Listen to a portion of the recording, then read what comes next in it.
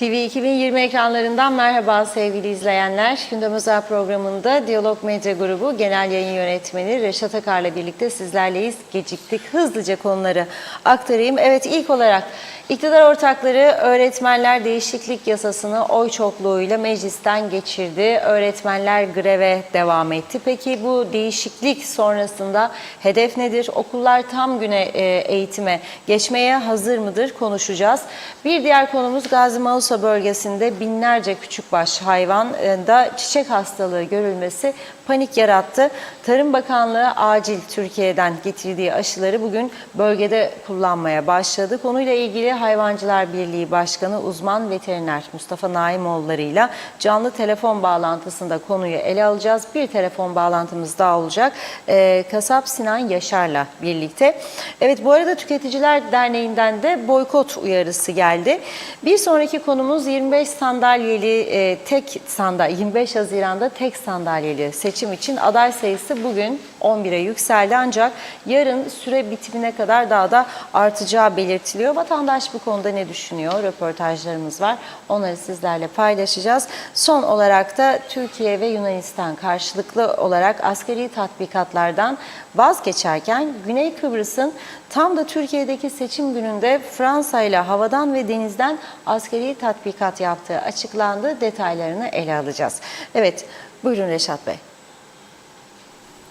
Herkese hayırlı günler dileyerek başlayalım. Evet, bugün meclisin dün akşam saatlerinde kabul ettiği öğretmenler değişiklik yasasıyla başlayalım diye düşündük. Çünkü bu yasa değişikliği çok ses getirdi. Neden ses getirdi? Çünkü öğretimde, eğitimde örgütlü iki tane güçlü sendika var.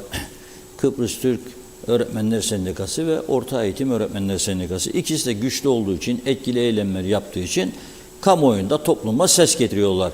Bir yığın örgüt var bu ülkede, 1600-1700 civarında dernek, birlik, cemiyet, sendika falan. Ama birçoğu kağıt üstündedir. Etkili eylemleri yoktur. Bildiri yayınlamaktadırlar bir kısmı. Yayınladıkları bildiri ne kadar gazetelerde, televizyonlarda yer almaktadır o da belli değil. Yayınladığı bildiriyi kim ne kadar ciddiye alacak? İnanın okumuyorlar bile çoğu zaman. Yani ben bazen eleştiriyorum, dün de eleştirdim meclis kapısının kırılmasını, bugün de eleştiriyorum. Yani kapıyı kırmakla bir sonuç elde edemezsiniz, nitekim edemediler. Ama sokakta yürüyüş yapsın, pankart taşısın meclis önünde, etkili olabilir. Neden bugüne kadar sınır kapıları açılmadı sizce? Çünkü sınır kapılarının açılması yönünde öğretmenlerin yaptığı kadar etkili bir eylem yapılmadı onun için. Neden? Çünkü ekonomik örgütler daha çok cebe çalıştıkları için, yani kampanya budur. Öyle bütün üyeleri toplayıp ticaret odası, siz gördünüz mü bugüne kadar 1000 tane ithalatçı ve ihracatçıyı toplasın ve bir eylem yapsın. 5000 tane de esnaf sanatkarlar odası, ki onları çok ilgilendiriyor. Kendi üyeleridir esnaf sanatkar. Bu kapılarda yapmıyorlar. Yapmadıkları için etkili olamıyorlar. Demeç veriyorlar, bilmem ne, şöyle yapacağız, böyle yapacağız. Kimse umursamıyor. Ben de umursamıyorum aslında. Öyle bir bakıp geçiyorum. Etkili değil. Kapı kırmadan bunların yaptığı gibi eylem yaparsanız o zaman sesinizi duyurmuş olursunuz. Ha, bunları yaptı da ne oldu? Ama en azından o yasayı biraz belki daha farklı maddeleri de içermesini önlemiş oldular. Daha farklı maddeleri de içerebilirdi. Şimdi nedir bu yasa geçen, siz de bilmiyorsunuz. İnanın ben de tam olarak bilmiyordum. Kısmen öğrendim. Eğitim Bakanı'yla da konuştum, komitedeki üyelerle de konuştum, öğretmen olanlarla da konuştum, sendikalarla değil. Sendikaların açıklamalarını defalarca okudum, bildirilerini. Nedir bu kavga diye çözemedim. Neticede ortaya çıkardığım sonuç şu: bu yasayla Eğitim Bakanlığı öğretmenlerin çalışma saatlerini, yani ders saatlerini haftalık bir miktar artırmış oldu. Niçin yaptınız bunu? Bunu niçin yaptılar? Önümüzdeki süreçte yasaya gerek kalmadan Bakanlar Kurulu kararıyla veya Eğitim Bakanlığı'nın çıkaracağı bir tüzükle tam gün eğitime geçme durumunda, çünkü öyle diyorlar, bu yasa geçtikten sonra tam gün eğitim için yasa gerekmez. Bunu Bakanlar Kurulu karar alır, Eğitim Bakanlığı bir tüzük yayınlar, tam gün eğitime geçer. Peki eğer öğretmenler mesela beden eğitimi 12 saat olarak kalsaydı tam gün eğitime nasıl geçecektik diyorlar. Veya ne bileyim başka kollarda görev yapan öğretmenler 13 saatte kalsaydı nasıl yapacaktık? Tamam da şimdi siz en fazlasını gördüğüm beden eğitimi öğretmenleridir. 20 saate çıkardınız. Diğer öğretmenler bakıyorum 15 saat, 16 saat, 17, 18. 20'yi bile dikkate alsak 5 gün, günde 4 saattir. Tam gün eğitime geçtiğinde 4 saat eğitimle nasıl çıkacaksın bu içinden? Ben bunu da anlamakta zorlandım. Kaldı ki bütün gün beden yapmayacağına göre çocuklar, diğer branşlar çok önemlidir. Mesela İngilizce öğretmeni haftada kaç saat ders verecek? Mesela Türkçe öğretmeni, matematik öğretmeni kaç saat ders verecek? Tam güne geçtiğinizde. Gene tutturamayacaklar, göreceksiniz. Daima bizde şöyle bir şey vardır. Ya şimdi bir adım atalım da ne şiş yansın ne kebap, görmen bütün gün eylem yaparlar. Kapılarda kırdılar meşisini, yumuşasın ortam, sonra gene devam ederiz. Ama bugün öğretmenlerin grevi devam etmiş. Bilmiyorum, yasa geçti. Mesele budur. Şimdi ben, eğer sendikalarımızda eminim vardır ama vermezler onlar. Ve öyle olsa verirlerdi bugüne kadar. Şimdi ben bugün doğrudan Güney Kıbrıs'taki öğretmenlerle ilgili resmi bilgi talep ettim. Rum tarafında okullar günde kaç saat eğitim yapıyor? Devlet okulları, ilkokul ve orta dereceli okullar. Öğretmenler kaç saat ders veriyor? Mesela 5 yıllık bir matematik öğretmeni veya 10 yıllık, 8 yıllık bir Yunan dili öğretmeni veya 8 saatlik ne bileyim matematik, İngilizce, 8 yıllık, 10 yıllık. Onlar ne kadar Avrupa'yı istiyoruz ya, bu Avrupa olacak yani bir gün. Siz zannetmeyin ben buradan Bazar'a inanmak istemez ama olacak. 23 Nisan 2023'ü unutmayın. Unutmayın. Hiç kimse sabah uyandığında Letra Palas barikatından dalga dalga binlerce Rum'un kuzeye akın edeceğini hiçbiri düşünmemişti. Hiçbirimiz. Ama bir sabah uyandığımızda bunu gördük. Bir sabah uyandığımızda da analar anlaştı, yavrulardan da imza aldılar, çözüm gerçekleşmiştir derlerse ona da şaşmayalım. Yani bu kez referandum istemeyebilirler. 59-60 anlaşmaları imzalanırken referandum istememişlerdi. Çünkü korkuyorlardı. Özellikle Magarios dönemin başpiskoposu ve ilk cumhurbaşkanı karşı çıkacak diye İngilizler çok endişe ediyordu. Aman gizli kalsın yoksa papaz halkı sokaklara döker diye endişeleniyorlardı.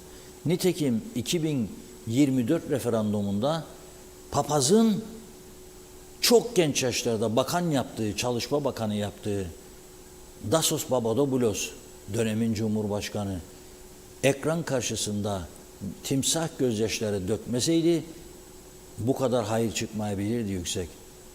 İşte Rumlardan endişe ettikleri için 59-60 anlaşmalarında referanduma gidilmedi.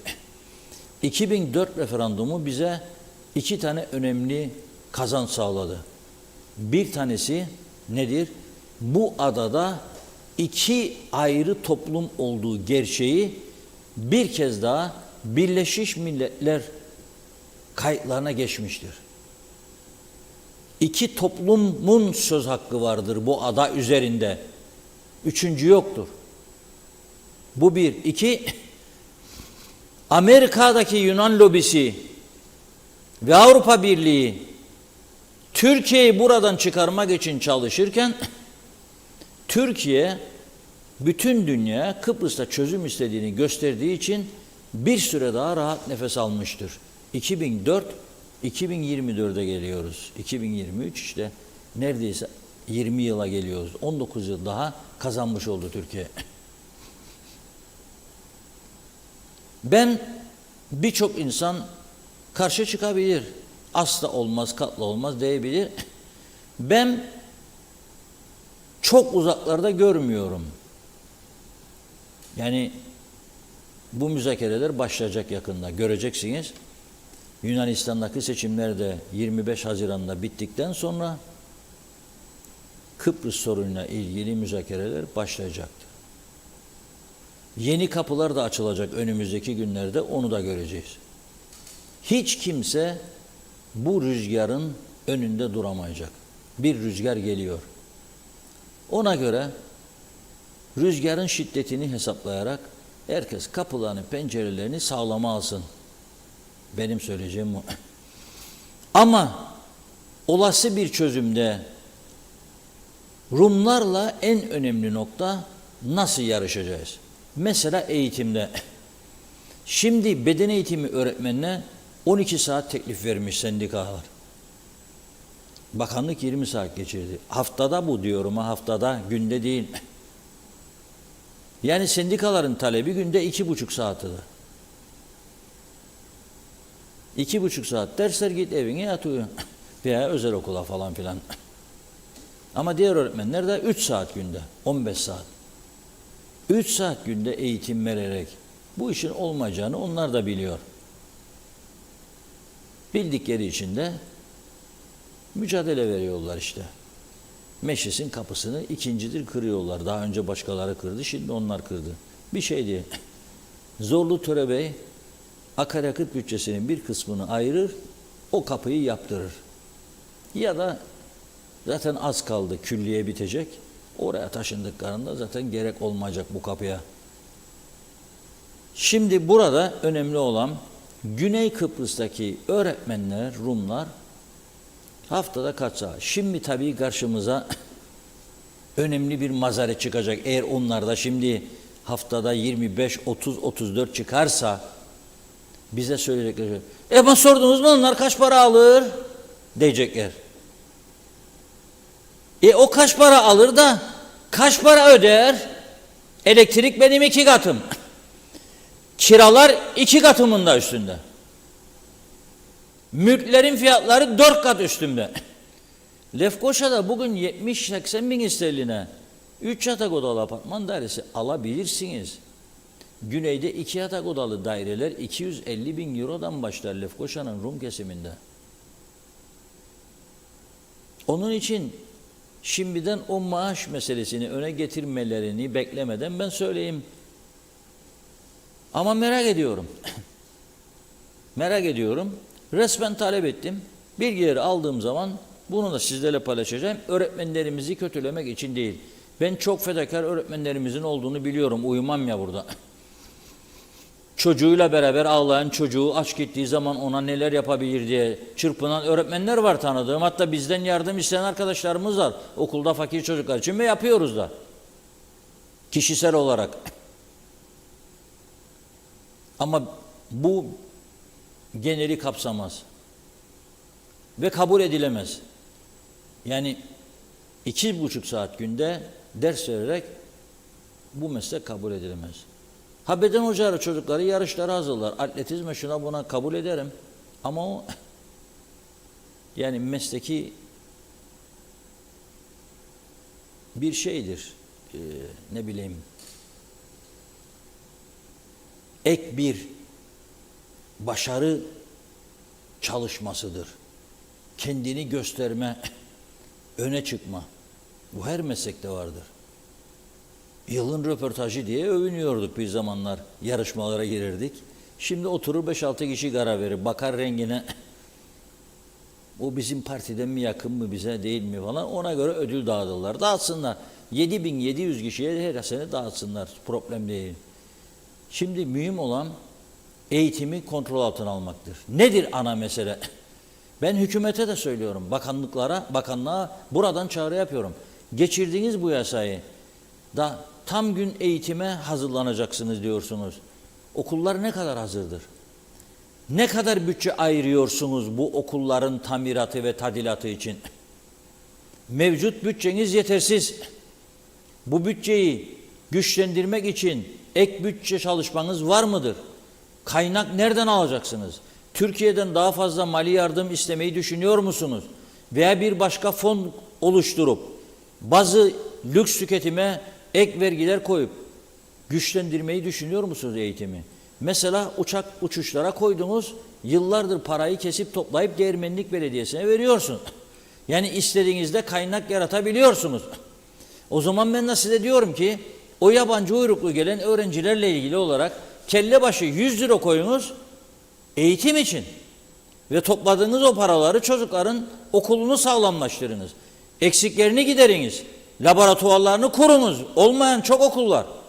Kütüphane kurunuz onlara. Bu ülkede gazete hiç okumayan çocuklar vardır. Hiç gazete okumayan. Evine gittiği zaman yerli televizyon görmeyen çocuklarımız vardır. Biz Kıbrıslıyık ama Kıbrıslısın da ne kadar Kıbrıs'ı bilirler. Analarla babalarla birçok evde dizi görürler. Neyi bilirler? Onun için bu yasa geçti de biz bitirdik işimizi yaptık değildir. Eğitim Bakanlığı'nın başta ama hükümetin genelde çok ciddi sorumlulukları vardır. Buradan işte bak örnek gösteriyorum. Koyacaksınız 500 euro, 1000 euro gelenlere deport fonu, 100 euro da koyacaksınız okulları iyileştirme fonu. Topladığınız parayı maaşlara kullanmayacaksınız, dokunmayacaksınız. O para bağımsız bir kurul tarafından sadece okulların iyileştirilmesi amacıyla kullanılacak. Bunu yaparsanız bravo size. Yapamazsanız o zaman eleştirileri göğüslemeye hazır olacaksınız. Çünkü bizler de bu tam gün eğitime geçilmediği sürece size sorun yaratacağız. Devamlı sizi rahatsız edeceğiz bu konuda. Çünkü bugün de 2 saat, 3 saatlik eğitimle hiçbir çocuk başarıyı yakalayamaz, geleceğine güvenle bakamaz, Rum çocuklarıyla yarışamaz, Avrupalı hiç olamaz. Zaten dikkat edin son 20 senede müthiş bir çöküş vardır eğitimde, müthiş. Evet, şimdi biraz mesaj seansına geçelim.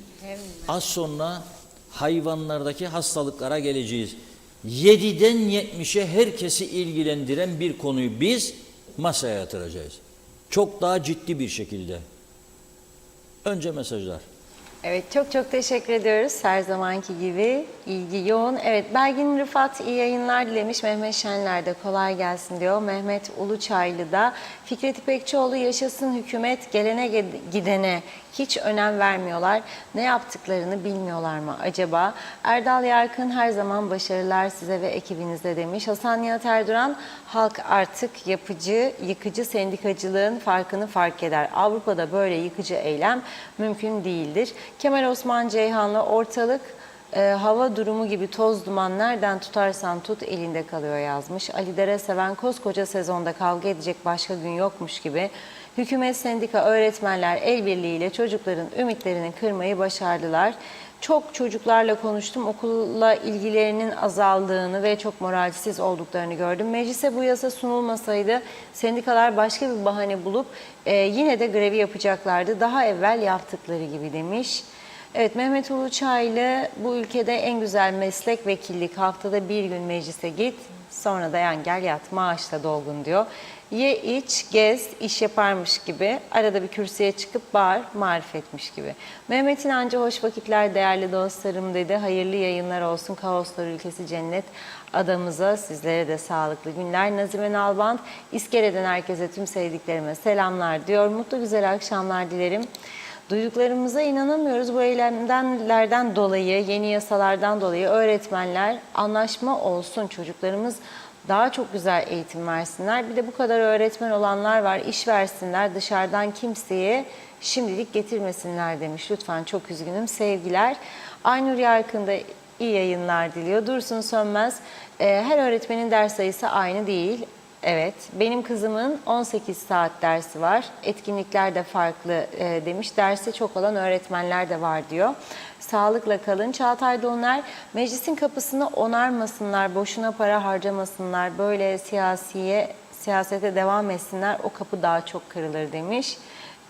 Parantez içinde de notluyor, şiddete karşıyım. Mustafa Gürsoy, öğretmen ders saatleri genellikle 17-18 saat, spor hocalarınki düşük olabilir. Ancak spor hocaları sadece programda gösterilen dersleri yapmıyorlar. Öğleden sonra antrenman, yıl içerisinde spor maçları, törenlere katılacak öğrenciler için hazırlık çalışmaları, ders programında görülmeyen şeyler bunlar. Sadece haftalık ders programına bakıp yargılamak doğru olmaz demiş. Aynı şekilde diğer öğretmenlerin de çeşitli etkinlikler için çalışma, ayrıca sürekli olarak kendini geliştirmek ve bu gelişmeleri öğrenciye yansıtmak için yaptıkları çalışmalar da ders programında görünmez demiş. Hüseyin Koltan, öğretmenler başımızın tacıdır diyor. Evet, bulacağım şimdi. Öğretmenler başımızın tacıdır. Yürüyün de korkmayın. Halk nerede demiş yazık. Yücel Barbaros, öğretmenlerin çalışma saatini az bulan hükümet ve meclis acaba kendi çalışma saatlerini yükseltme için yasalarını değiştirecekler mi? Yazmış. Fatih Aztekin iyi yayınlar diliyor. Hasan Nihat Erduran, Kıbrıs Cumhuriyeti 63'te işgal ve istila edildi. Zaten referandumsuzdu. Biz olmadan da anayasa değil. AB, BM, bal gibi bilirler diyor. KKTC referandumludur. Bunu da bilirler. O zaman iki ekonomi sürdürülebilir, eşit olmadan çözüm olamayacağını bilmezler. Bir küp şeker gibi halkımızı Rum'un su dolu leğenlerinde eritip yok etme hakkına sahip değildir. Anlaşma isteyen önce geçinebileceğimiz ticari iklimi bize sağlamaya mecburdur. Ambargolar, izolasyonlar ve ulaşımsızlıkla ekonomi gelişemez. Eşit yarış ve süre gerekir demiş. Gerisi işimizdir. Fikret Pekçioğlu, çok güzel açıklamalar yapıyorsunuz diyor. Hükümetin beyni durmuştur. İşlerine gelmiyor, işlerine geleni yapıyorlar.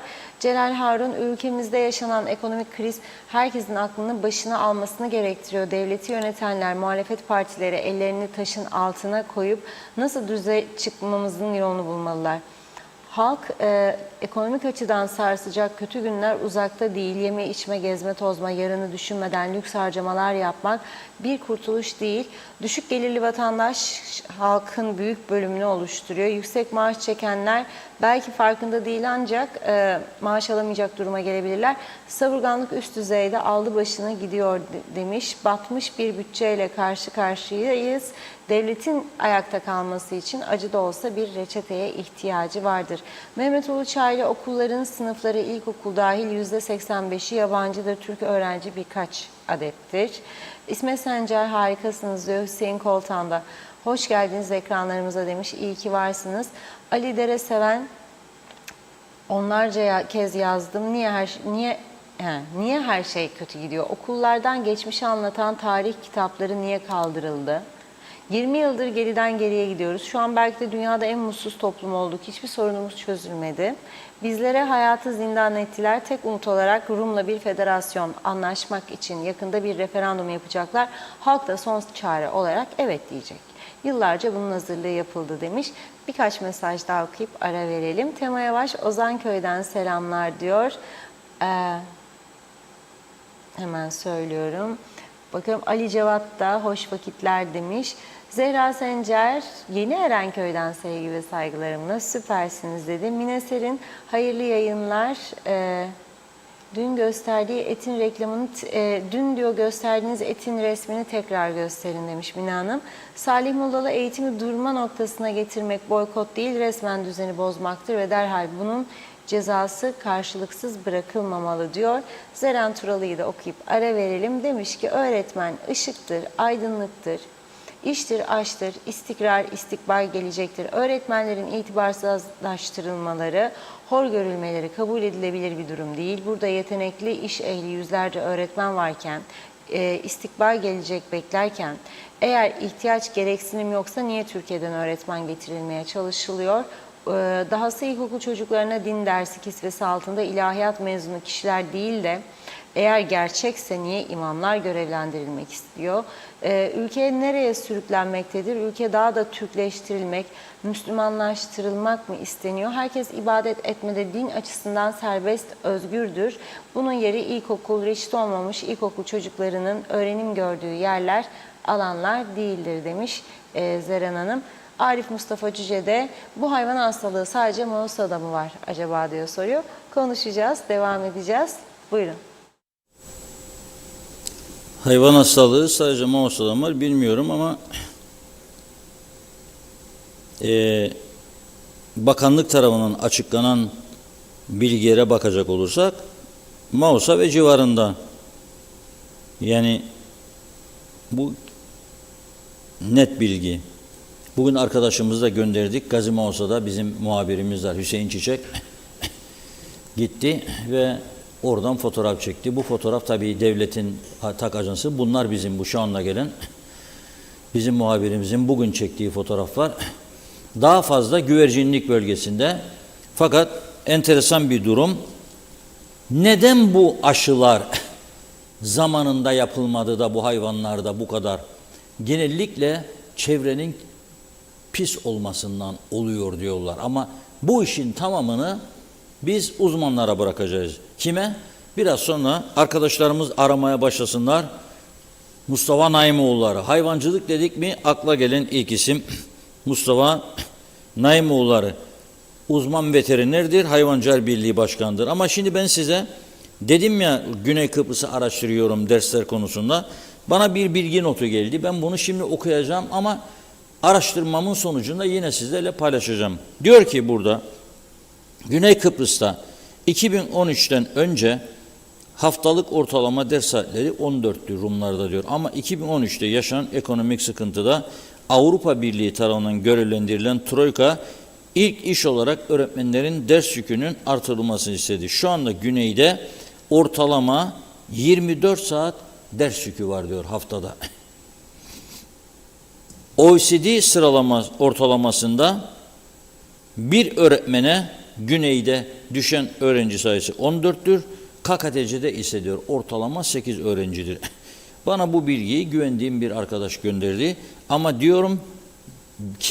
ben diyorum ki bununla yetinmeyip Rum kesiminden bunu resmi olarak talep ettik, istedik. Bu bilgileri de gelen bilgileri sizlerle paylaşacağız.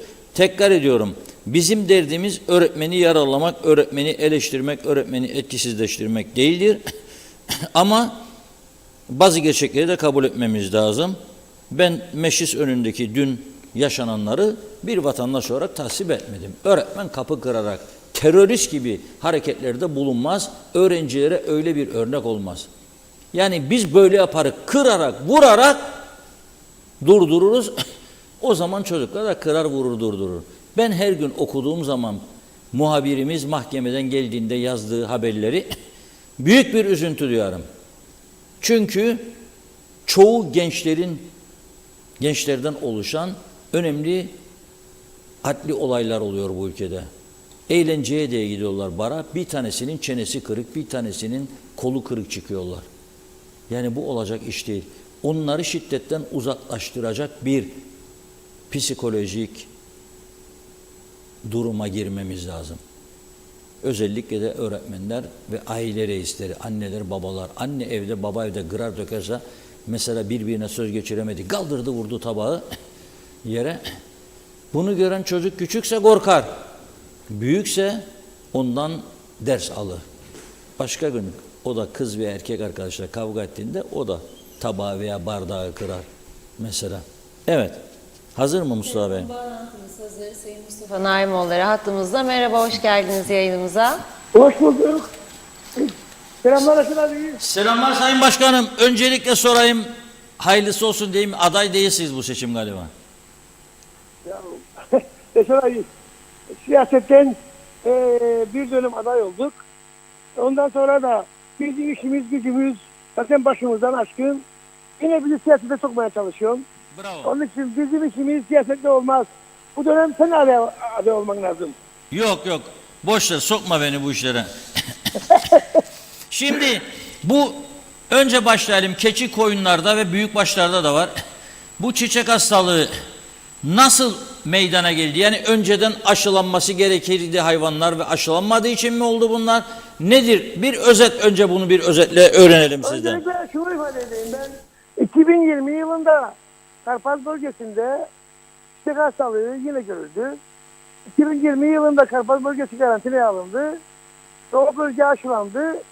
2 ay o bölgede bir şekilde her türlü tedbir alındı ve bunun aşılandıktan sonra o bölgede bir daha görülmedi. 3 yıl sonra bu defa Magusa bölgesinde görüldü. Ayluka'da. Ve şu anda da Magusa bölgesinde aşılama devam ediyor. Şimdi çiçek hastalığı ya daha doğrusu çiçek virüsü bir virüstür. Nasıl bulaşır? Öncelikle biliyorsunuz o bölgede çöplük var, lağım suları var. Belediyenin bunlara tedbir alması lazım. Özellikle bu çevre şartları çok etkindir bu konuda. Biz çevre şartlarını belediye olarak hem Ağrı bölgesinde hem de belediye sınırları içerisinde ciddi anlamda tedbir almanız lazım. Bu konuda ilaçlamanız gerekir. Sineklerle mücadele etmeniz lazım. Ağrı bölgesini dezenfekte etmek lazım. Köprükteki hayvanlar özellikle köprükte bizim bakın o bölgede köpekler vardır. Bunun yanında birçok yabani hayvanlar vardır. Bunlarla mücadele edeceksiniz. Bu belediyenin kontrolü altındadır. Daha sonra o bölgede işte bu virüs muhtemelen o bölgeden hayvanlara sıçramıştır. Daha sonra yapılan klinik teşhisten dolayı görülmüştür ki klinik septomlar çiçek virüsünün veya çiçek virüsünün bulaştığı, çiçek hastalığına bulaşık olduğu görülmüştür ve akıbetinde 6 küçükbaş hayvan imha edilmiştir. Şu anda da hızlı bir şekilde dün akşam 20.000 doz aşı getirildi.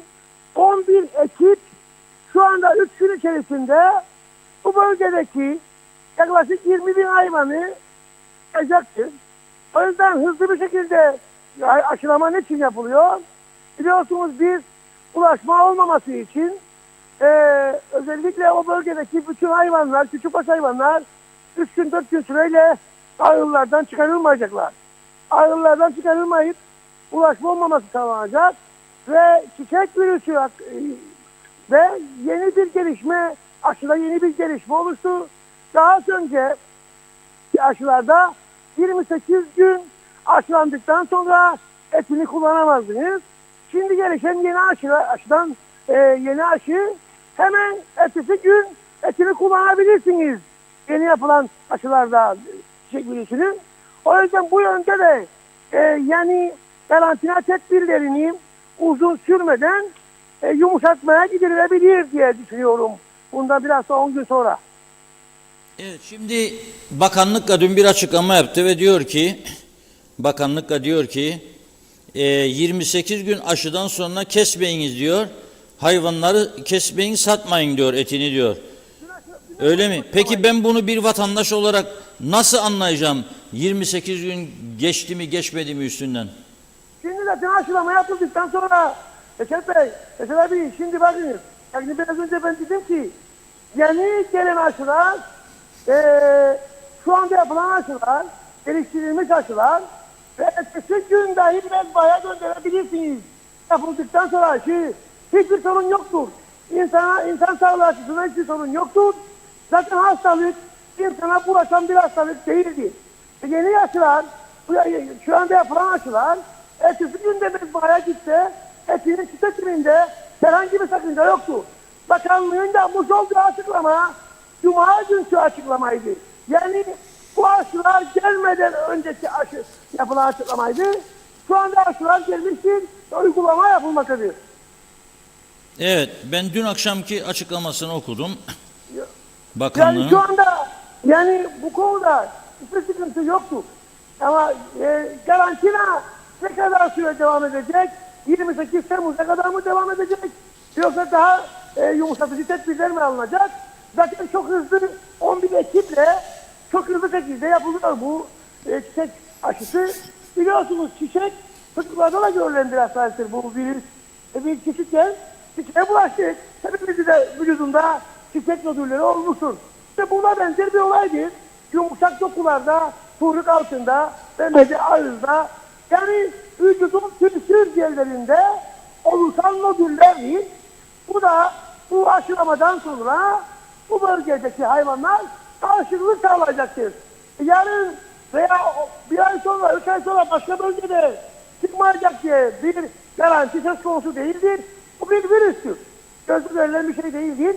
Önemli olan çevre şartlarının doğru şekilde disipline edilmesi, belediyelerin ilaçlaması, hayvancının da bu konuda arılığını ilaçlaması, çöplük, lağım suların olduğu yerlerde gerekli kontrollerin yapılması, tabii ki organize yapılacak olan işlerin birlikte yapılması gerekir. Tamam, şimdi siz tabii Hayvancılar Birliği Başkanısınız.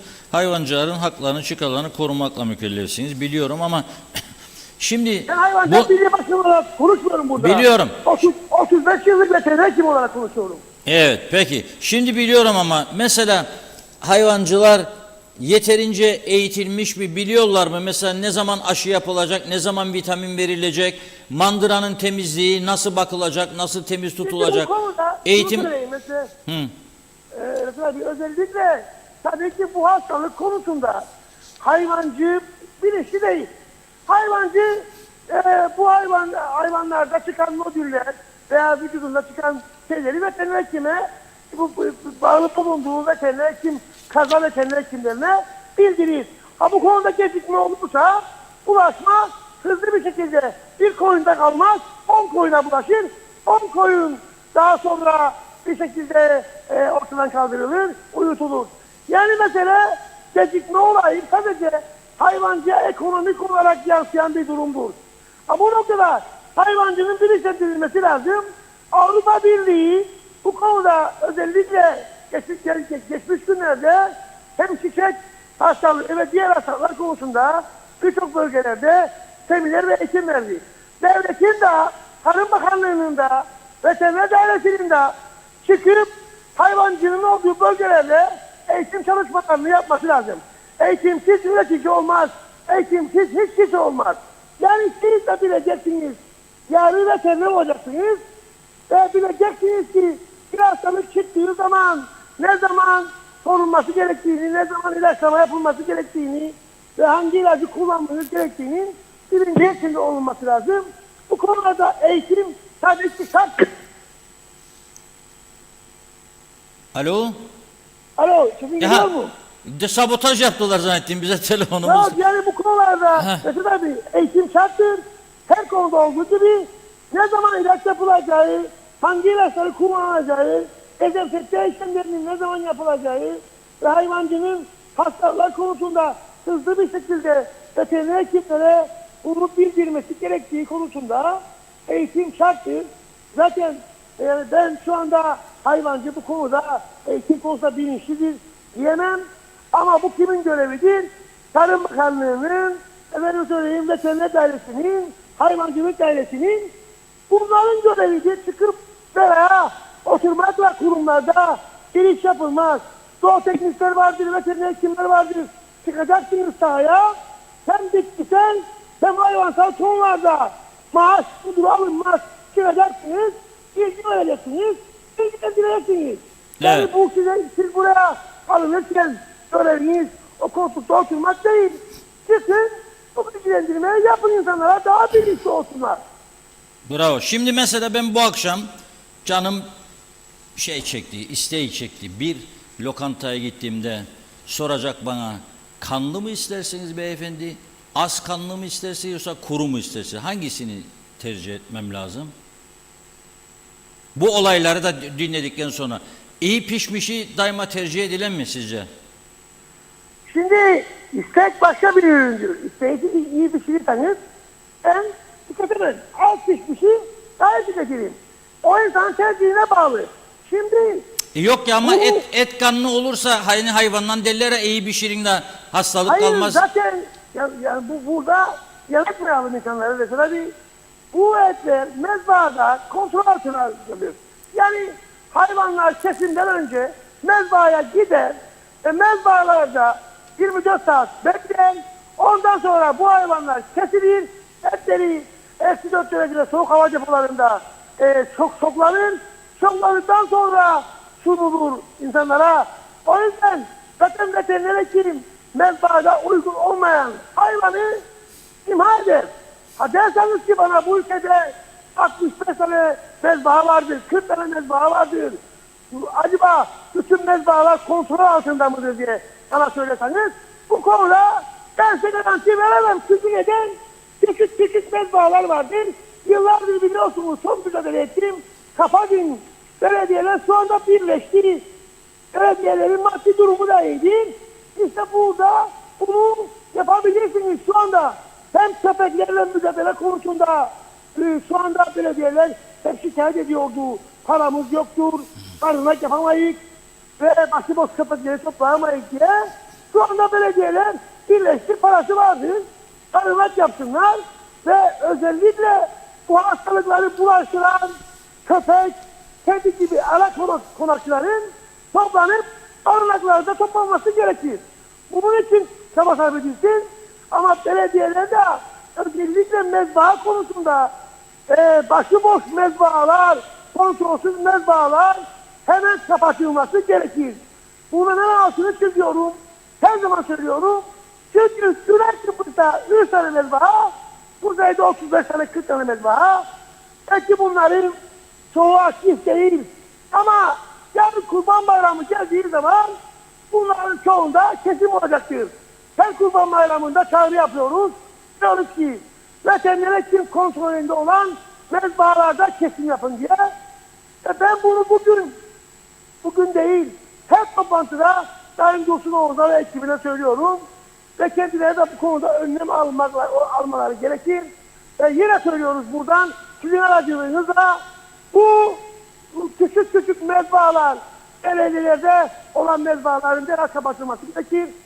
Ve şu anda %90'ının kesilmiş olduğu 3 tane mezbaha vardır. Ülkedeki hayvanların %90'ının kesildiği 3 tane mezbaha vardır. Bunlardaki her türlü altyapı daha da modern hale getirilsin. Çünkü burasının %100 kontrol altındadır. Ve her kesim, her şey kontrol altında olması gerekir. Evet. Peki.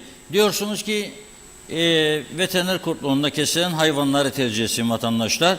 Ama kabul ediyorsunuz ki çok sayıda mezbaha var. Belediyeler de birleşiğine göre bunları kontrol altına alsın artık diyorsunuz. Tabii Lefkoşa'daki şeyi sormayacağım. Bir tane modern mezbaha vardı. Açıldıydı, açılacaktı. Evet, açıldı. Şu anda aktif değil. Açık mı? Şu anda aktif değil. Kesim yapılmaktadır. Özel bir şahıs orayı kiraladı ve şu anda açıktır. Onun için 3 mezbaha diyorum. Lefkoşa mezbahası, Hasparat mezbahası ve Cihangir'deki mezbaha. Tamam. Yani veteriner var orada. Rahat olalım. Evet, veteriner hekimleri vardır. Evet. Hem sabah hem akşam veteriner hekimine gitmektedir. Evet. Peki Sayın Başkan, çok teşekkür ediyoruz. Ben teşekkür ederim. Kendinize Kolay iyi gelsin bakın. abi. Sağ olun. Evet, Hayvancılık Birliği Başkanı Mustafa Naimoğulları. Ben bakıyorum dünden bugüne internet televizyonları, web televizyonlar gezip geliyor, her tarafta derdini anlatmaya çalışıyor. Çünkü hayvancının da iflas etmemesi lazım. Ama devamlı bizim bu Kuzey Kıbrıs'ta bu hayvan hastalıklarını konuşur olduk. Oluyor. Ya geç önlem alıyor ya hayvancılığı yeterince eğitilmiyor. Aynen birçok seracı gibi. Bugün yine baktım Tarım Bakanlığı açıklaması. İthal elmadaki kaç haftadır limit üstü kalıntı var. Yerli çeri domateste var. Be kardeşim, be güzel kardeşim. Zaten çeri domates bağlı domatesdir. Ne atan o zehri ya fazla da zehirlen çocukları, bebecikleri. Bize küçük çocuklara dedik domates faydalıdır yiyiniz. Ama iyice yıka annesi. Anne iyice yıkasa da zehirdir içine işlemiştir. Yapmayın ya bunu. Ne yapalım başka türlü? Olur başka türlü. Organikçiler nasıl yetiştirir? Da olur. Olur. Yani bu şekilde olmamalı. Diyor ki Tarım Bakanlığı bölgede aşılama başladı. Ben de size fotoğrafları gösterdim. Doğrudur. Aşılama yapılıyor. Güvercinlik ve civarı, Gazimausa civarındadır bu işler. Ve diyor bu aşılama süresince hayvanlarını diyor sakın dışarıya çıkarmasınlar otlatmaya diyor. Çünkü şimdi yağmurda yerde ot var bir de dışarıda. Hayvancı düşünür bedava yem çıkacak. Çıkarmayın diyor. Eğer diyor çıkarırsanız diyor da uymadınız bu talimatlara 4 asgari ücrete kadar ceza uygulanacak. Bence bu hiç uygulanma, çünkü 25 Haziran'da seçim var, yapamazsınız. Bir oy bir oydur, yapamazsınız. Ne zaman ki milletvekillerinin bakanlık yolu kesilecek, duvar koyacaksınız böyle. Bakan olmak isterim den gidip vuracak duvarın üstüne. Bakan olmak isterim den gidip vuracak duvarın üstüne. O zaman bu tür kurallar uygulanır, halk da rahat eder. Yani şimdi Naimoğulları'nı kırmak istemem ama ben yani gördüm bu çiçek hastalığı salgını fotoğraflarına, baktım, aman aman dedim. Zaten eti az yiyorum. Şimdi önümüzdeki 3 ay içerisinde hiç yememeyi planlamaktayım. Belki unuturum 3 ayda. Biliyorsunuz zaman geçince bazı şeyleri insanlar unutuyor. Yapılan ihanetleri bile unutabilirsiniz. Ama zamana ihtiyacınız vardır. Şimdi bir açıklama da bugün bu konuyla ilgili kimden geldi? Tüketiciler Birliği'nden. Ama bu arada arkadaşlarımız, bir kasap arkadaşımızı arıyorlar. Sinan Yaşar Bey. Bu çünkü hastalıklar duyuldu ya. Acaba bu et satışlarını nasıl etkiledi? Zaten bir de pahalılık var. Hattımızda mı acaba? Arıyorlar. Evet. Gıda güvenliği, ürün yasağı falan filan diyor şimdi Tüketiciler Birliği. Fahiş fiyatlara karşın denetimsiz piyasa, korkunç bir durum yaşanmaktadır. Bugünlerde diyor küçük baş hayvanlarda çiçek hastalıklarının üstüne bu yaygın bulaşıcı hastalığın olduğu bölgede tüketicinin sağlığını korumak için karantina ilan eden Tarım ve Doğal Kaynaklar Bakanlığı'na derneğimiz teşekkür ediyordu. İnsan sağlığı falan filan toplanma etkisi veriyor. Eğer gıda yasası uyarınca büyük ve küçük baş temin edip güvenli olup olmadığının belirlenmesi, üretim, işletme, dağıtım aşamaları, etiket bilgileri ve sağlıkla ilgili uyarı niteliğindeki bilgilerin tüketicilere verilmesini ve tüm küçük baş hayvan etlerinin toplatılmasını denetim yasasının uygulamasından sorumlu Tarım ve Doğal Kaynak Bakanlığı ile Sağlık Bakanlığı'ndan talep etmekteyiz diyor. Gıda yasası kapsamında tüketicilere güvenli gıda olarak sağlıklı ulaştığını teyit eden bilgileri tüketicilerle ilgili bakanlıklar satış aşamasında reyonda verinceye kadar yaygın bulaşıcı çiçek hastalığı görülen küçük baş hayvan etini derneğimiz süresiz boykot kapsamına almıştır. Kim uyacak buna ya? This is TRNC'dir burası be Hasan Bey. Burası TRNC forever ya. Olur mu böyle şey? Hazır mı? Evet, bağlantımız hazır. Sinan Bey hattımızda. Hoş geldiniz yayınımıza. Alo. Merhaba Sinan Bey. İyi yayınlar Reşat Bey. Teşekkürler. Şimdi bu çiçek hastalığı, tabii bu kadar sorun içinde bir de bu çıktı. Şimdi zaten bir de fiyatlar yüksek. Bu son 2-3 gündür yayılan bu haberler et satışlarını nasıl etkiledi? Siz çünkü önemli bir markette görev yapıyorsunuz. Orada kasapsınız. Evet. Nasıl etkiledi? Reşat Bey, bırak çiçek hastalığını, bizim zaten işte 2-3 aydır zaten bitmiş durumda. Yani 2-3 aydır et satıştı diye bir şey yok. Hani hastalık şu an ikinci planda yani. Bizim işgal zaten öldü. Herkes Rum tarafına alıştı. Şu an yani %10 gidiyordu. Bir zamanlar şu an %80'i insanlarımızın Rum tarafından alıyor etleri. Evet. Çünkü fiyatlar daha düşük diye. Evet, yarı yarıya fiyat var. Yani bizi 2-3 aydır tam bitirdiler. Bakan Bey hiçbir konuda yani izin çıkarıyor, çıkarttığı izini yürürlüğe sokamıyor. O tarafta tehdit ediyor hayvancı kendini, çıkarttığı izini yürürlüğe sokamıyor. Şimdi vallahi inanır mısınız, ben de bugün kısa süreliğine geçtim Rum kesimine. Evet. Metan'da eskiden her 10 arabanın 7'si Rum plakasıydı. Bugün baktım her 10 arabanın 7'si Türk plakalı. Bir iki tanesi böyle görünce el sallayanlara pencereyi açıp sordum. Hayırdır dedim, hayırdır. Galiba et dedim, aynen dediler bana, aynen. Yani gidip alıyor oradan çünkü 220, 240, 250'ye geliyor. Aynen, bizde de 400 TL. 400 de bizde. Şimdi ben adama nasıl diyeyim suçlusun diyemem tabii. Niye Ama haklıdır insanlar, siz yani bu insanları cezbettiniz. Gitmiyorlardı eskiden, çok az bir kesim gidiyordu. Şu an halkımızın %80'i Rum tarafından alıyor bu etleri. %80 diyorsunuz.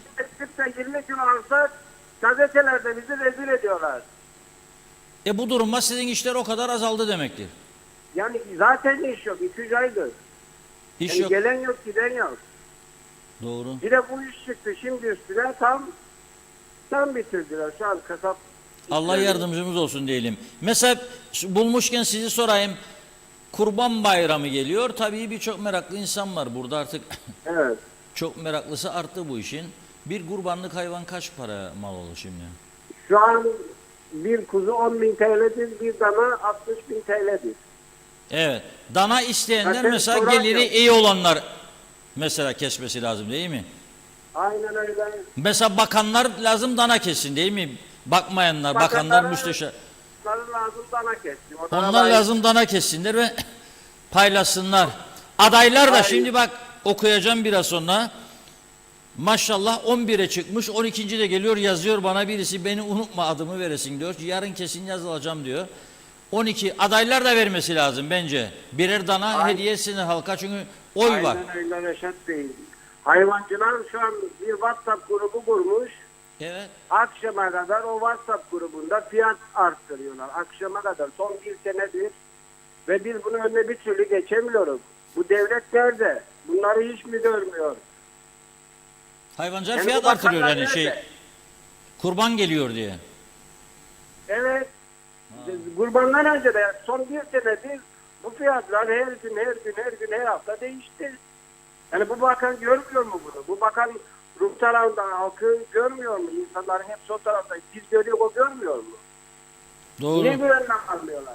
Hepsi de görüyor ama maalesef Yani önlem nerede? Nerenin bakanıdır bu insanlar? önlem almıyorlar bunlar yani öyle bir niyet Hani görmedim. bir şey yok, ortada bir şey yok. Çıkarttığı izni adam yürürlüğe sokamıyor. Evet. Doğru. Artık Allah yardımcısı olsun diyelim. Hem sizin hem milletin. Bakalım Yani ne gerçekten olacak. zor durumdayım. Doğru haklısınız. Peki teşekkür ederim çok katıldığınız için. Çok sağ olun bilgilendiğiniz için. İyi günler. Sağ olun. Evet bugün güne erken başlama günüydü. Lefkoşa'da bir mağazaya girdim dere boyunda.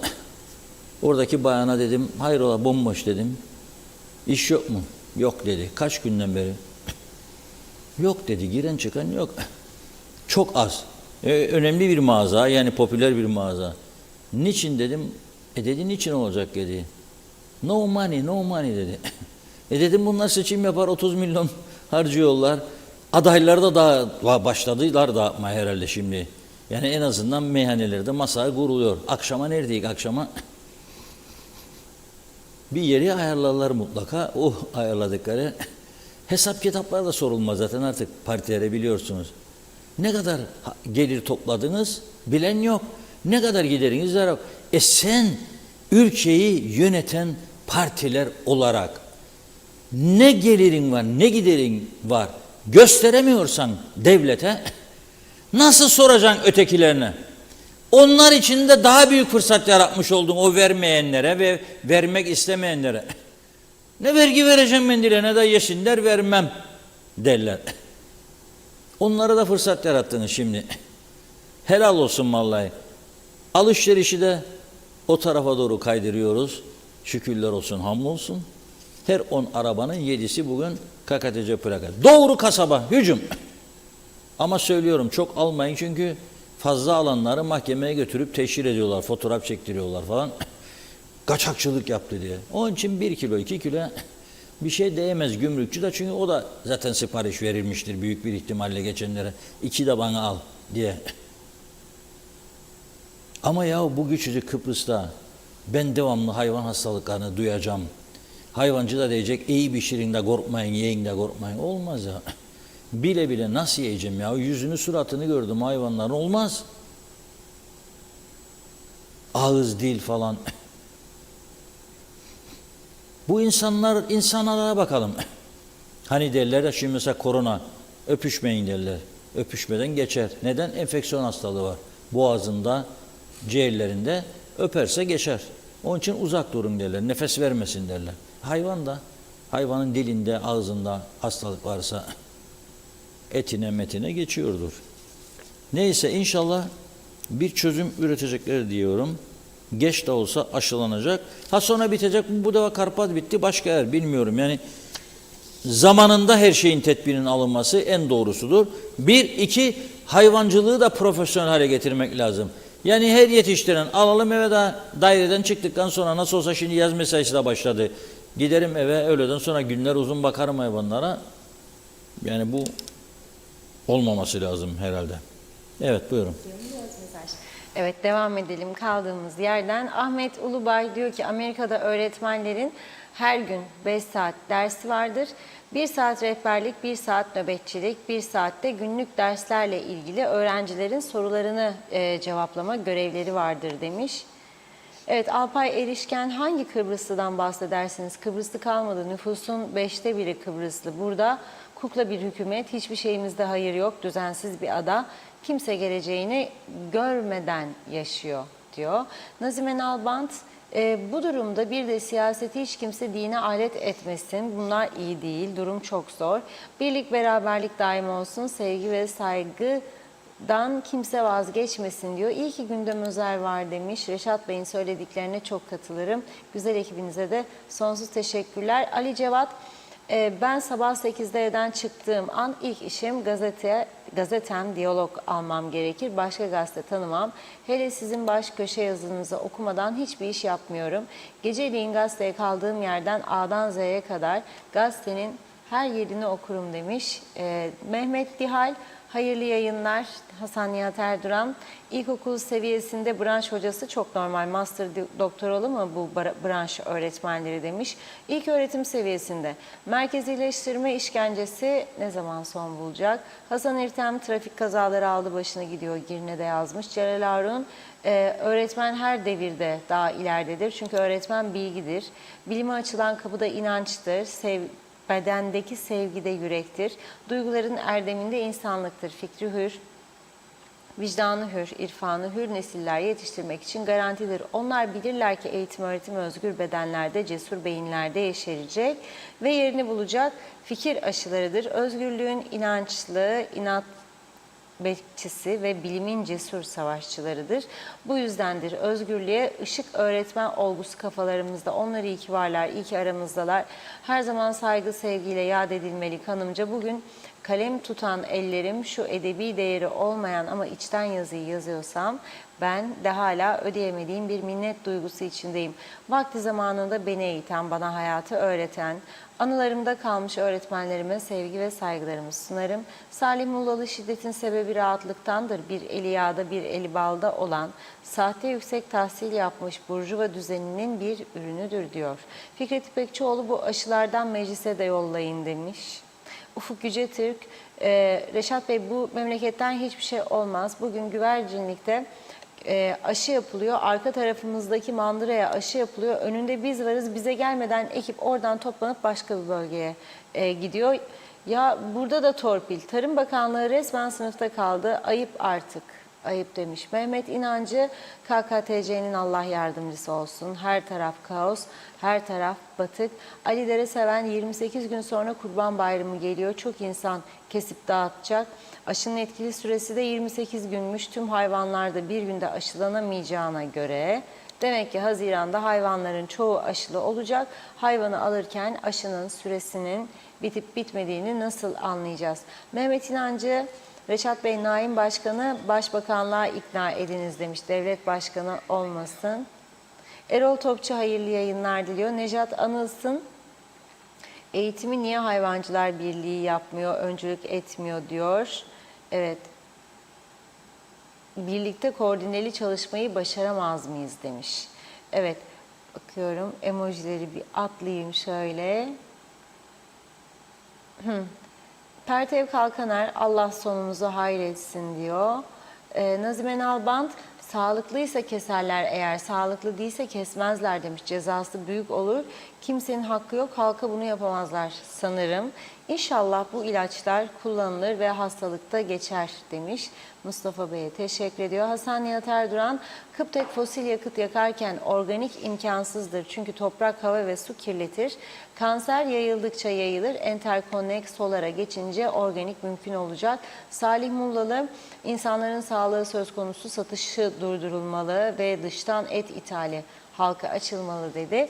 Fevzi Mehmetçioğlu, kolay gelsin diyor. Hasan Nihat Erduran, yasaktır et getirmek güneyden. 1 kiloda 1000 kiloda aynı yasak. Biz balık tercih ederiz. Artık en zor derken azıcık gitti. Artık en zor kirlenen de izlerdir.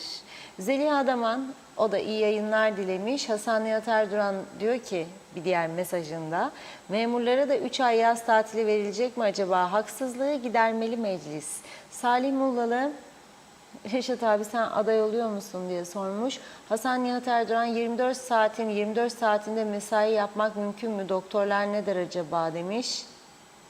Bakıyorum. Çağatay Doğuner de son mesaj. Cennet adımıza o kadar bozdular diyor. Bütün peygamberler gelse yine kurtaramazlar demiş. Zeynep Toros da yetişti. Kolay gelsin. Sevgiler. Teşekkür ediyoruz. Buyurun. Evet, bizim bir davulcumuz vardı arkadaşlar. Bulabilirse vallahi billahi alkışlayacağım. Böyle vururdu davula. Duyduk duymadık demeyin diye. Bulurlarsa bana bir öksürük duyarım mendejiden öksürmeyi. Duyduk duymadık demeyin diyerek vallahi buradalar. Duyduk duymadık demeyin. Duyduk duymadık demeyin.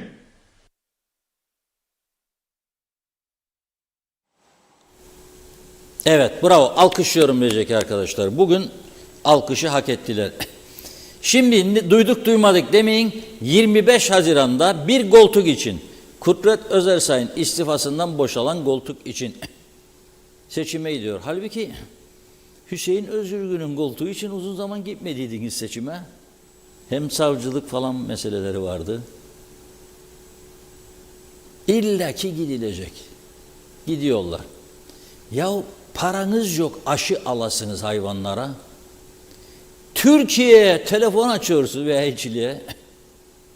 Acil hayvanlar hastalandı, aşı istiyoruz. 20.000 tane. Ondan sonra da bağımsız bağlantısız KKTC beklersiniz. Şikayet edersiniz size müdahale edilir diye. Bizi rahat bıraksın bana. Nasıl bırakacak ya? Ya hayvanının aşısını sana o yollar. Senin iraden nerede?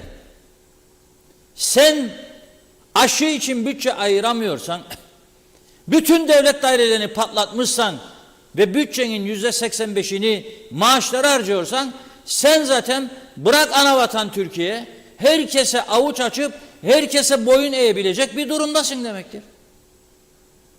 Çok tehlikeli bir durum.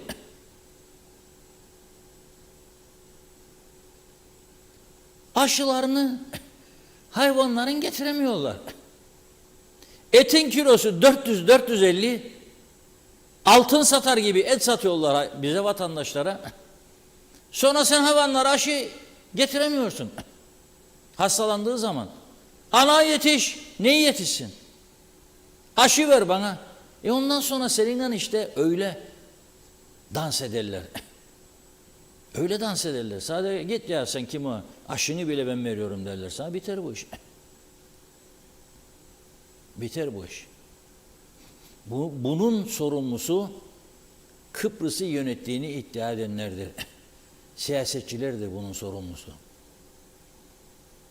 Bu ülke bu durumdadır maalesef. Fazladan ilaç ithal edip göz göre göre bugünün parasıyla 1-1,5 milyarlık ilacı eskiden hurda hale getiren, çöplük haline getirenler halkın parasını aşıya para bulamıyor düşünün siz.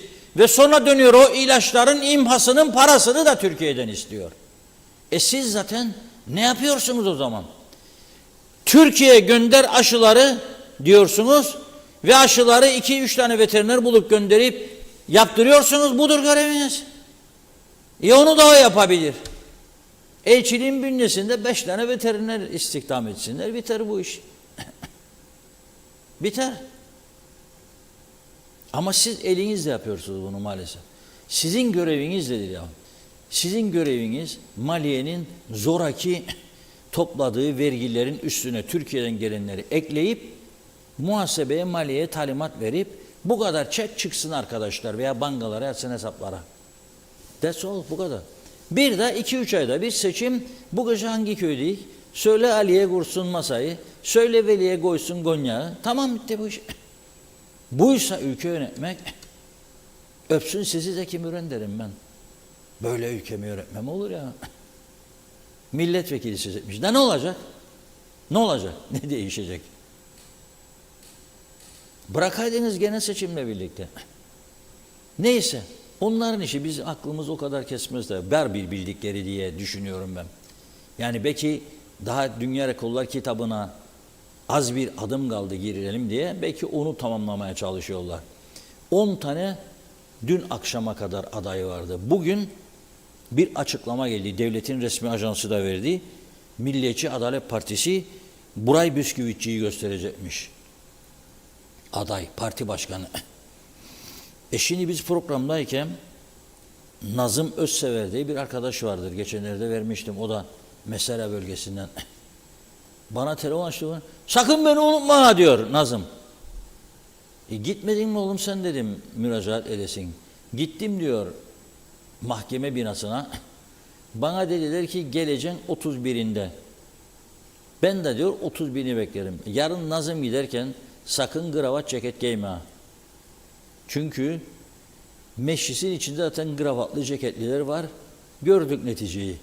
Sen bir halk adamı olarak, köylü çocuğu olarak böyle bu şekilde ya giy kısa kollu bir tişört.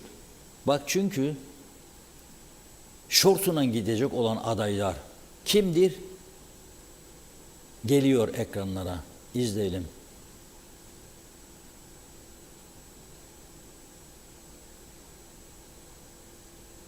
Bağımsız aday gireceğim arkadaşlar. Ne gat isterim, ne kravat, ne Mercedes, ne de bir şey. Tamam mı? Size söz veririm, size söz veririm. Meclisin kapısından aha böyle don gömlek böyle içeri gireceğim. Ve ne gat isterim, ne kravat. Hadi oylarınızı bana veriniz, kendinize geliniz.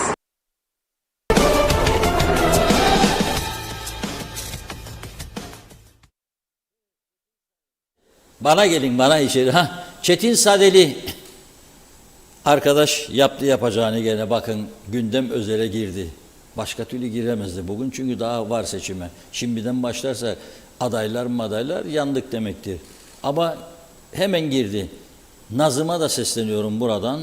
Nazım, aklını başına al. Yarın sen de neyse köyde giydiğin onu giy arkadaş. Saçları biraz dara güzelce. Birlantin yağı da varsa sür, parıl parıl etsin. Yağla güzelce, yağla. Bir de bol tarafından limon kolonyası sür. Gittiğinde ferahlık götürmen lazım. Orada bir seçim kurulu var. O seçim kurulu kimdir acaba, kayıtlar alan bilmiyorum. Orada Yüksek Seçim Kurulu'na bir kayıt alan bir görevli vardır mutlaka. Bir de fotoğraf çek. Bizim Ömer de inşallah yarın uçağın motorları çalışırsa orada olacak. Apo falan. Onlar da çekecek seni, merak etme. Ben özellikle istiyorum. Çetin Sadeli de bak ne güzel. Ne dedi Çetin Sadeli? Bir daha izleyelim ya. Ben tam duyamadım başını. Bir daha verelim. Bağımsız aday gireceğim. 25 Haziran'da ben de bağımsız aday gireceğim arkadaşlar. Ne gat isterim, ne kravat, ne Mercedes, ne de bir şey. Tamam mı? Size söz veririm, size söz veririm. Meclisin kapısından aha böyle don gömlek böyle içeri gireceğim. Ve ne gat isterim, ne kravat. Hadi oylarınızı bana veriniz, kendinize geliniz. 25 Haziran'da...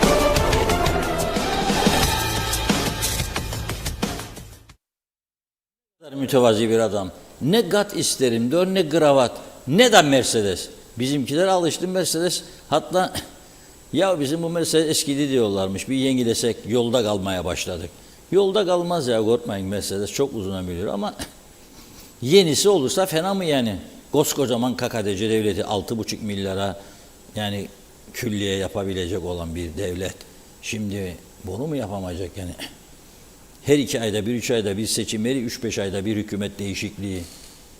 Bunu 1 milyarlık ilacı çöpe atan ama hayvanlara aşı bulamayan.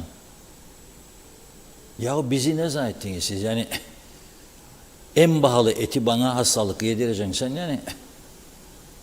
İyi bitsin diyor. Tamam ama ben meyhanelerde görüyorum. Meyhaneci bir çevirir, bazı meyhaneler getirir, kanlı çıkar, şişler yapıyor oğlar.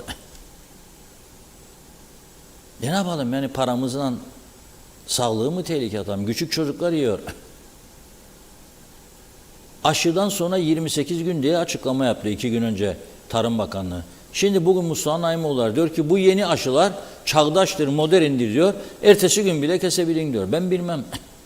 Ama 2 gün önce Tarım Bakanlığı dedi ki 28 gün dedi.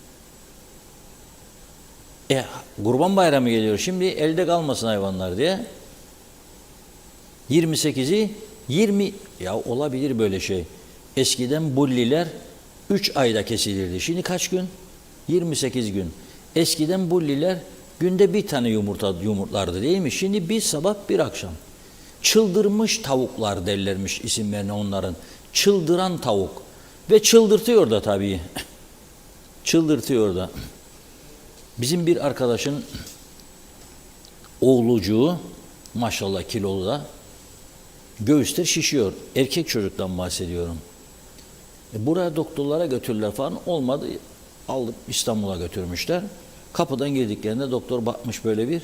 Çıkar evladım gömleği demiş. Çıkardığında baktı memeler bayağı gelişmiş. Dedi bu çocuk dedi çok piliç mi yiyor, tavuk mu yiyor dedi. Evet demişler. Ne yediyorsun bu kadar çok tavuk? Demişler gece makarna bulli, gündüz makarna bulli. Çocuklar seviyor. Hep makarna bulli, sonuç böyle oldu. Onun için çok yedirmeyin. Yani hormonludur demek istemiyorum, tavukçular beni dava etsin. Ama gelişmeye fazla katkısı olduğunu söyleyeyim en azından. Yani erken gelişiyor vücut falan, bünyeler. Onun için duyuyorsunuz değil mi? 13-14 yaşında çapkınlık yapan çocuklar varmış. Herhalde gıdaların tesiri vardır diye düşünüyorum. İlaçsız, kontrolsüz gelişme. Böyle yiyince gıdayı ayrıca gidip eczaneden ilaç almaya gerek yok demek istiyorum. 11 Nazım'la 12 olacak. Yani Buray Bisküvitçi 11, Nazım'la 12 yarın bekleniyor. Bu arada ek olur mu bunun üstüne bilmiyorum. Bence olması lazım. 25'i bulun. 25. aday olana özel bir hediye de benden. Gündem özelden daha doğrusu. Özel bir hediye. Kimler adaydır? Başlayalım. Ulusal Birlik Partisi'nden Ali Başman. Cumhuriyetçi Türk Partisi'nden Sami Özuslu. Demokrat Parti'den Turizm Bakanı'nın Müsteşarı Serhan Aktunç. Yeniden Doğuş Partisi'nden Figen Yaman Hanım.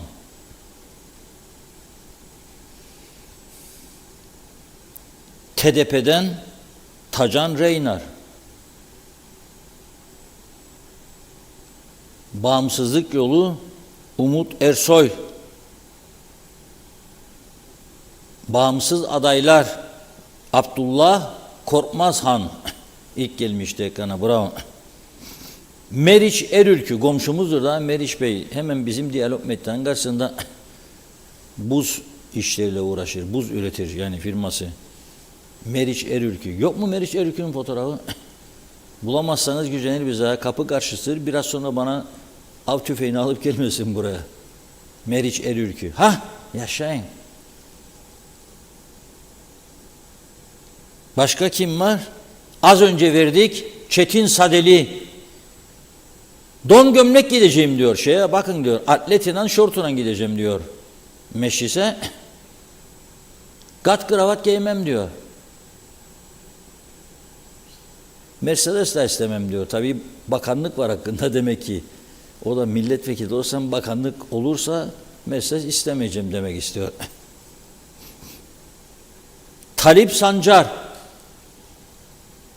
O da bağımsız aday. Böylelikle okuduğum isimler size oldu 10. Evet. Talip Sancar'ı gördüğünüz iş adamı oldu 10. 2 tane de yolda bekleniyor. Birisi Buray Bisküvitçi, diğeri az önce söyledim Nazım Özsever. Özsever Nazım, gerçekten özsever. Buyurun Funda Hanım. mesajımız var. Celal Harun davulcuya helal olsun, kulaklarımızın pasını sildi. Hasan Nihat Erduran, Kuzey Kıbrıs'ın Türkiye'den tek kuruş yardım almasına gerek yoktur. Kayıt dışılık var çünkü, bir alışveriş, bir fiş. Konu çok basit, fiş vermeyene ağır para cezası şart. O gelir vergisi listelerinde bir KKTC bütçesi daha var. Ben bakınca görürüm diyor Reşat Bey gibi. Okul, hastane, yol, maaş artışı, her şey var o vergi listelerinde. Ahmet Tekman, aşıları geçtim, ben asla deprem vergisine dahi toplanan vergilere inanmıyorum. KKTC birlik beraberlik eşliğinde kara günlere. Arif Mustafa Cüce diyor ki, Reşat abi, şimdi lise son sınıf öğrencileri sınav yapılmadan üniversiteye kayıt yapabilecek mi? Burası çok önemli yazmış.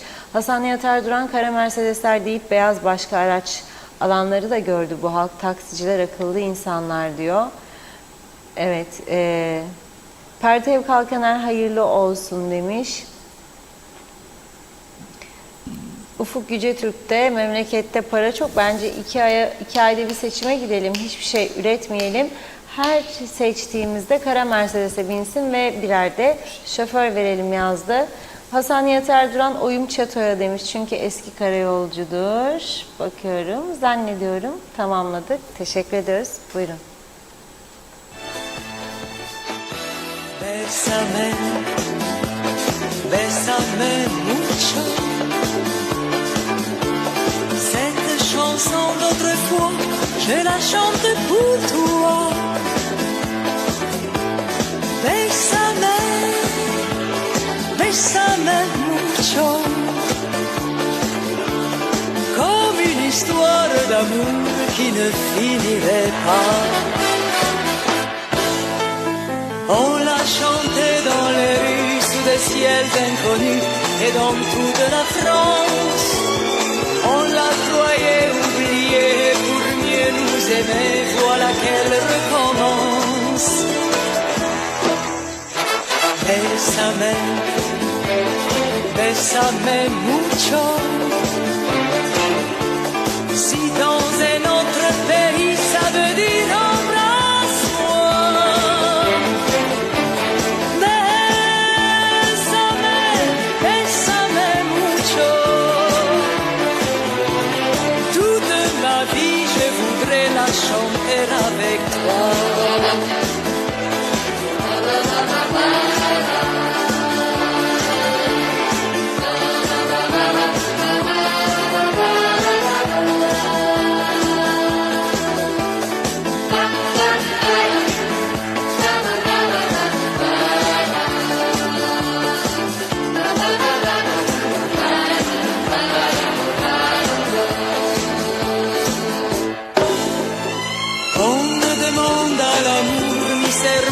Toujours, ni décor fantastique. Pour nous aimer, il nous faut simplement quelques mots qui vont sur la musique. Bésame, bésame mucho. Si dans un autre pays, ça veut dire embrasse-moi.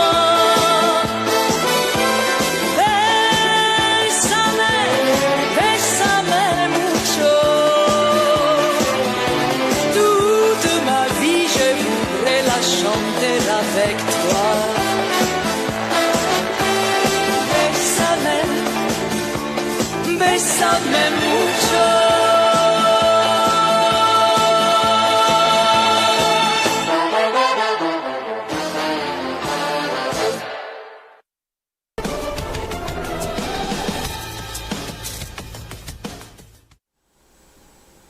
Evet, unutulmaz bir şarkı dinlettik sizlere. Bésame mucho.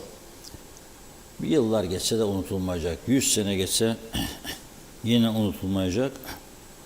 Bizler de zaman zaman bu şarkıyı sizlerle birlikte dinleyeceğiz. Evet, programımızın iki konusu da vardı. Birini yarına bırakıyorum. Tasarruf meselesi. Bir tanesi ama bugün paylaşmak isterim. Dün ne demiştik buradan? Hemen seçimlerin ertesi günü Türkiye ve Yunanistan'dan yumuşama ilişkileri, yumuşatma mesajları gelmeye başladı. En önemlisi de iki önemli tatbikat, biri Yunanistan tarafından, biri Türkiye tarafından iptal edildi. Deniz kurdu tatbikatı vardı Türkiye'nin çok meşhur Ege'de. Ve her sene gerilimlere yol açardı. İki taraf bunu iptal etti. Ama bugün öğreniyoruz ki Rum basınından Güney Kıbrıs'ta, Limassol'un güney kısmında Fransız hava ve deniz kuvvetlerinin katılımıyla Rum Milli Muhafız Ordusu bir askeri tatbikat gerçekleştirmiş. Adı Cyprus France 02-2023 ve Fransa'nın en önemli fırkateynlerinden bir tanesi Limassol açıklarına demirlemiş. Hava araçları da bu gemiden kalkıyor. Tatbikata katılanlar gemiye iniyor. Fransa ile Rum yönetimi arasında askeri açıdan gerçekten çok dikkat çekici ilişkiler yürütülüyor. Ama tabii Türkiye uzun zamandır onlar seçimle uğraşıyordu. Biz burada şimdi seçimle uğraşıyoruz. Uğraşmaya devam edeceğiz bir süre daha. Ama o açıklanan analardaki iyimser havaya güzel gitmedi bu iş ya. Yani bana mesaj veriyor. Sen Fransa'yla Güney Kıbrıs arasında uçaklar, gemiler, askeri tatbikat açık bir şekilde. Ve bu Fransa'nın gemileri eksilmiyor oradan. Charles de Gaulle gidiyor, Languedoc geliyor. Yani biri gidiyor, biri geliyor. Bayram değil, seyran değil, enişten beni niye öptü? Neden Fransız ordusu donanması buralarda devamlı? İlginç bir soru. Siz de düşünün bakalım bunun ne olduğunu. Sonra yine konuşuruz. Bugünlük bu kadar. Veda ediyoruz. Yarın inşallah güzel haberlerle yeniden birlikte oluruz. Hoşça kalın. Çok çok teşekkür ediyoruz ve programımızı da bugünlük burada tamamladık sevgili izleyenler. Yarın yine aynı saatte görüşmek üzere. İyi akşamlar.